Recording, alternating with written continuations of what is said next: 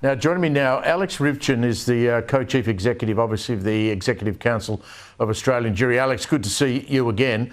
Let's go first to the news overnight, Israel and the decision to launch what the president has called preemptive strikes against Iran. He made a very strong speech in justification for those attacks. I don't think anyone could argue that it wasn't the right thing to do. What did you make of it?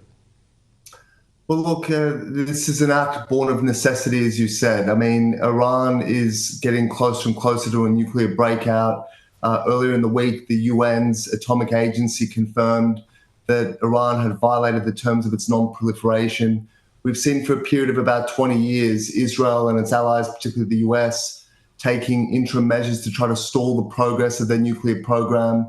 Things like cyber assaults, things like picking off their nuclear scientists, and limited military attacks. And the intelligence was showing that they were days or weeks away from a nuclear breakout. And that is something that would be catastrophic, primarily to Israel, who the Iranian regime regularly pledges to wipe off the face of the earth, but also to the world. I mean, you look at what Iran has done over the past just few years under the threat of acquiring nuclear weapons, the havoc it sowed in Syria by propping up the Assad regime, what it's done by ripping Lebanon apart by supporting Hezbollah. It's controlled the Houthis and what that's done to shipping in the region there. So it got to a point where Israel had to act.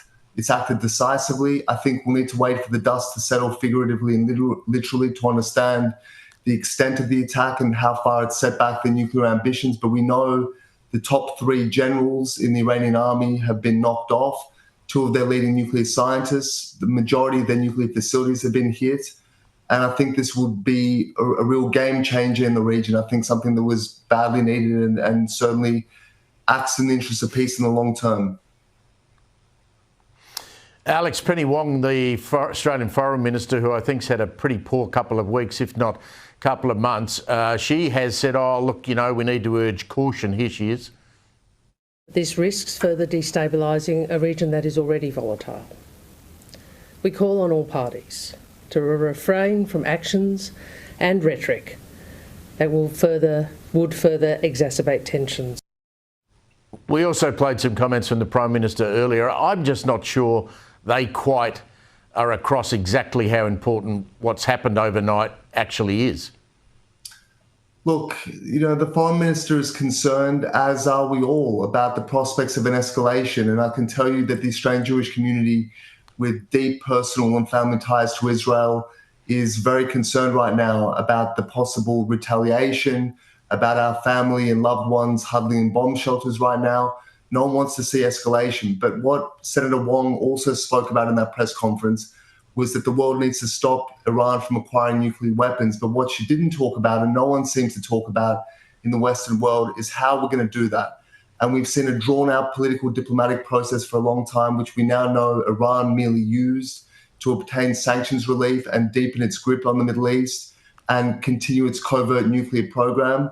And ultimately, it takes the daring and the conviction and the strength of the Israeli military to do what the world wants to see done, which is the restraint of the Iranian regime. And foremost, I hope the beneficiaries will be the Iranian people themselves. You've got a wonderful Iranian diaspora in this country and around the world who loathe that regime and what it's done to a once prosperous and mighty country. And I hope that these attacks will precipitate the end of that regime and the restoration of a peaceful and modern and safe Iran. Alex, I want to ask you about these sanctions the Australian government has applied against 2 Israeli ministers. Last night we had former Labor MP Michael Danby, who designed these laws, effectively slamming Penny Wong for using them against a democratic state. Israel's finance minister has also accused Australia and 4 other nations of making, quote, a grave mistake here. What do you make of this? Well, I'm always reluctant to agree with anything Smotrich says. He's very much not my kind of guy.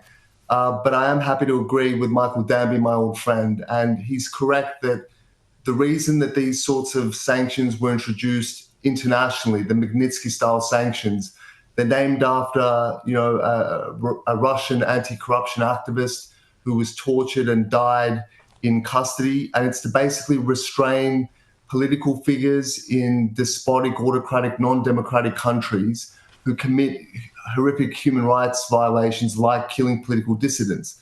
Now, in this case, again, I'm not minded to defend Ben-Gvir or Smotrich. I think they say some really objectionable things, but the foreign minister said that they're being sanctioned because of their rhetoric, because of words they've said about activities in the West Bank and encouraging settler violence. Now, that would be my assessment, and I think in Michael Danby's as well, a severe lowering of that threshold. And it begs the question, who else and in what other democratic allied countries are we going to start identifying firebrand minor politicians like these guys and sanctioning them over things they've said rather than things they've done, which was the intent of the legislation? Alex, great to catch up. Thank you very much for joining us on this you, Steve. Friday night.